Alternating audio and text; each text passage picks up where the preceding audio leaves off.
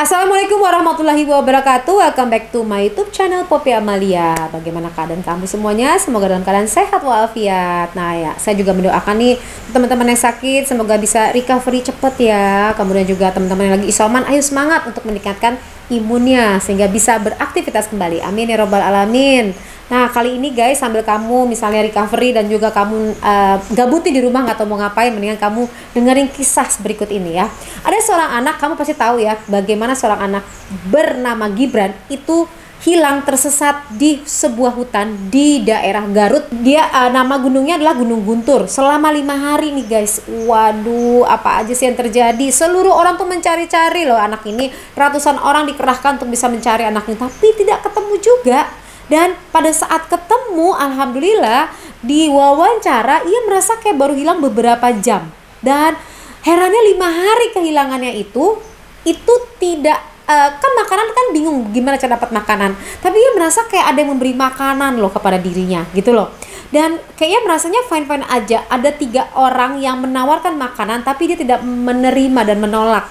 Nah sebenarnya apa sih yang terjadi dengan Gibran tersebut secara psikologis? Aku akan mengulasnya. Oke, tapi sebelumnya like, subscribe, and share terlebih dahulu. Terima kasih.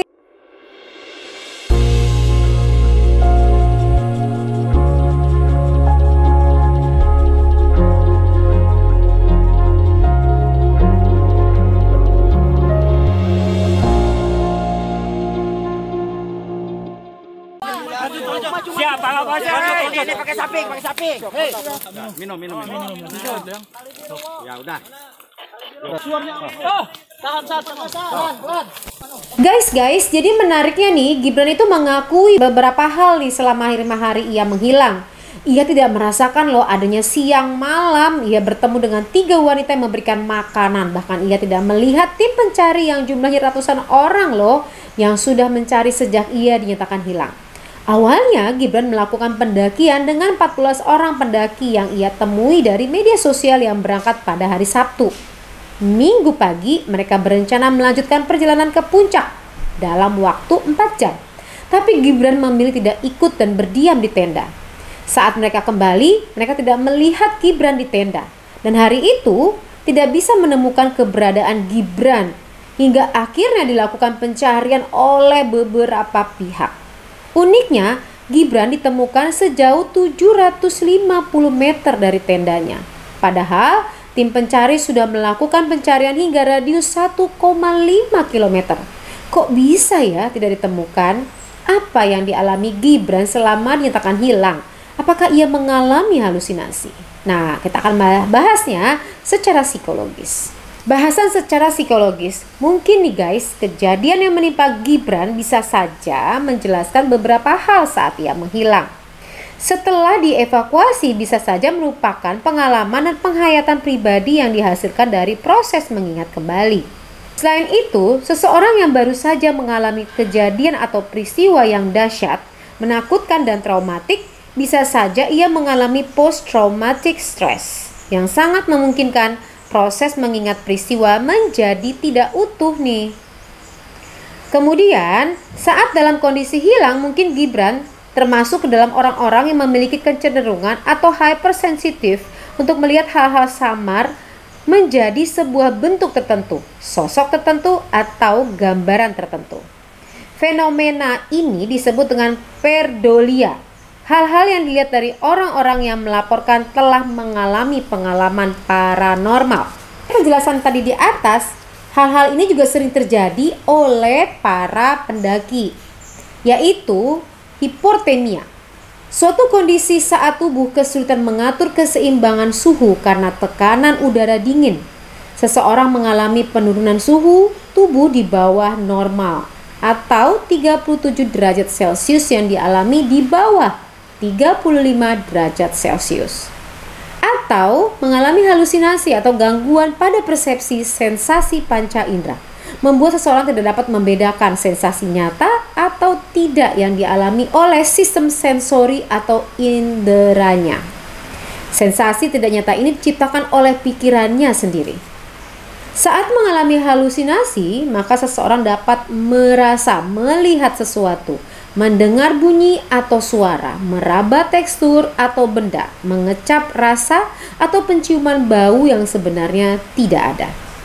Halusinasi akibat hipotermia menyebabkan munculnya halusinasi, diantaranya kurang oksigen, asupan pada otak saat pendaki berada di ketinggian 3.500 meter dari permukaan laut. Halusinasi juga muncul saat pendaki tersesat sendirian dan kehilangan kontak sosial selama beberapa waktu.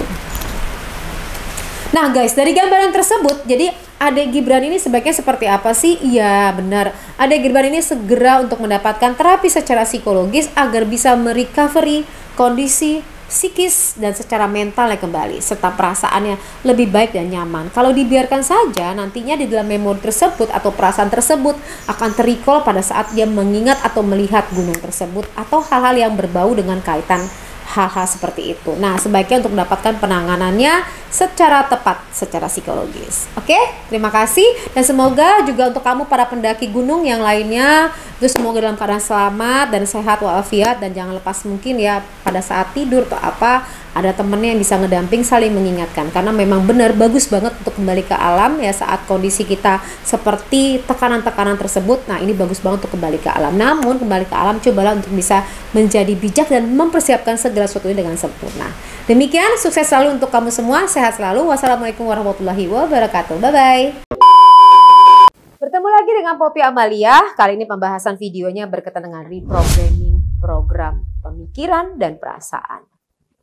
Seperti apa sih pembahasannya dan kenapa kaitannya bisa mengubah nasib? Diskusi ini bisa berguna untuk apa saja. Misalnya kamu yang lagi mencari pekerjaan, atau kamu yang lagi kehilangan arah, atau kamu yang lagi sakit belum sembuh-sembuh, atau keadaan kamu yang tidak baik, atau rezeki kamu yang seret, atau masalah dengan keluarga, atau masalah dengan lingkungan. Bisa untuk apa saja. Bahkan untuk hal-hal yang kamu tidak pikirkan bisa menghasilkan yang luar biasa, misalnya rezeki atau uang yang berlimpah-limpah. Saya sampaikan di sini dalam bentuk program ulang pemikiran dan perasaan. Harapannya adalah Anda bisa bergabung di kelas saya dalam program Reprogramming Program bersama Poppy Amalia. Fungsinya apa sih berkomunikasi secara persuasif? Apa beda dengan komunikasi biasa? Berkomunikasi saja, kalau kamu mampu, kamu bisa membuat orang lain melakukan apapun yang kamu mau. Masa sih selama ini kamu sudah berkomunikasi, udah jago kok, udah bisa segala macam. Tapi mereka belum tentu mau mengerjakan kan. Oleh sebab itu, bagaimana kamu bisa menguasai komunikasi secara persuasif? Maka membuat orang lain mengikuti apapun yang kamu sampaikan. Bukan sekedar bicara, tapi mengikuti, menjalankan. Ini berguna untuk apa saja sih? Untuk penjualan, untuk promosi jabatan, untuk bicara di halayak ramai, untuk apapun bisa digunakan. Bisa juga untuk bos dengan anak buah dengan bos ya. Makin menarik kan? Maka selalu bersama saya.